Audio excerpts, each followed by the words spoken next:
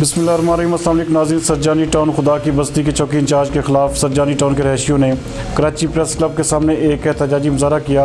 ہمارے نمائندہ خصوصی جاوید ابراہیم منگی کے مطابق علاقہ مکینوں کا کہنا تھا کہ تھانہ سرجانی ٹاؤن حدود میں چوکی خدا کی بستی کے چوکی انچارج اور ایس ایچ او کی سرپرستی میں لینڈ مافیا کھلے عام پلاٹوں پر قبضہ کر رہا ہے، جبکہ چوکی انچارج سرجانی ٹاؤن سیرا بی بی گوٹ میں پلاٹوں پر قبضہ کروا کے کھلے عام رشوت بھی لیتا ہے۔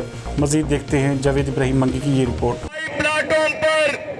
قبضے ہو رہے، کھلے عام قبضے ہو رہے، وہاں ہکرز بازار عوام کے لیے بنائے گئے تھے، وہاں لاکھوں روپے کی چادریں لگی ہوئی تھی ان ہکر بازاروں پر۔ ایک ایک ہکر بازار کے اوپر 40 لاکھ 50 لاکھ روپے کی چادریں لگی ہوئی تھی۔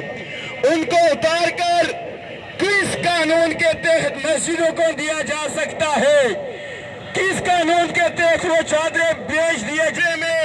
کون سی دنیا میں جو عوام کی پراپرٹی ہوتی ہے، جو عوام کے ٹیکس کے پیسے سے خریدے ہوئے چادر، کون سے دنیا میں اس طرح ہوتا ہے کہ وہاں پر اس چادروں کو اتار کر قبضہ مافیا اتار کر اس کو مسجدوں کے حوالے کر دے؟